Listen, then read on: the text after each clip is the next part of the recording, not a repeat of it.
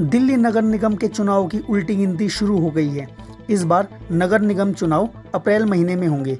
उत्तर प्रदेश में होने वाले चुनाव के मद्देनजर इसका अनुमान पहले से ही लगाया जा रहा था।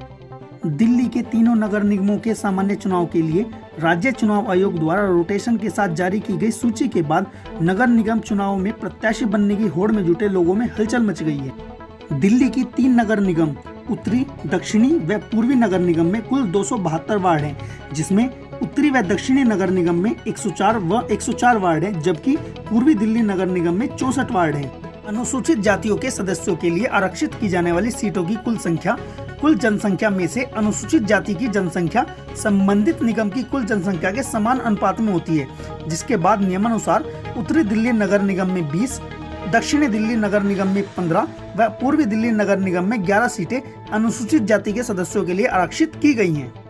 अनुसूचित जाति के लिए आरक्षित सीटों में से अनुसूचित जाति की महिलाओं के लिए उत्तरी दिल्ली नगर निगम में 10, दक्षिणी दिल्ली नगर निगम में 6 व पूर्वी दिल्ली नगर निगम में 6 सीटें आरक्षित की गई हैं।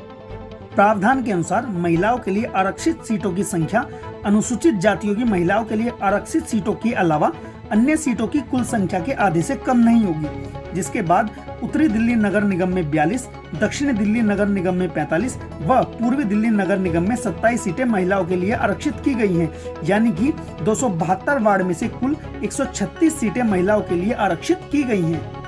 पिछली बार शकरपुर, मंडावली व किशनकुंज की महिला आरक्षित सीट इस बार सामान्य वर्ग के लिए चली गई है, जबकि खजूरी व दिलशाद गार्डन की सामान्य वर्ग की सीट इस बार महिला व अनुसूचित जाति की महिला के लिए आरक्षित की गई है। गोंडा व भजनपुरा की महिला आरक्षित सीट भी इस बार सामान्य वर्ग के लिए रहेगी। राज्य चुनाव आयोग द्वारा सूची जारी होने के बाद कहीं खुशी कहीं गम वाली स्थिति बन गई है। दूसरी ओर निगम चुनाव नजदीक आते आते नेताओं ने पार्टी बदलना भी शुरू कर दिया है। अब देखना यह है कि नगर निगम चुनाव होने के बाद प्रत्याशियों के भविष्य का ऊंट किस करवट बैठता है।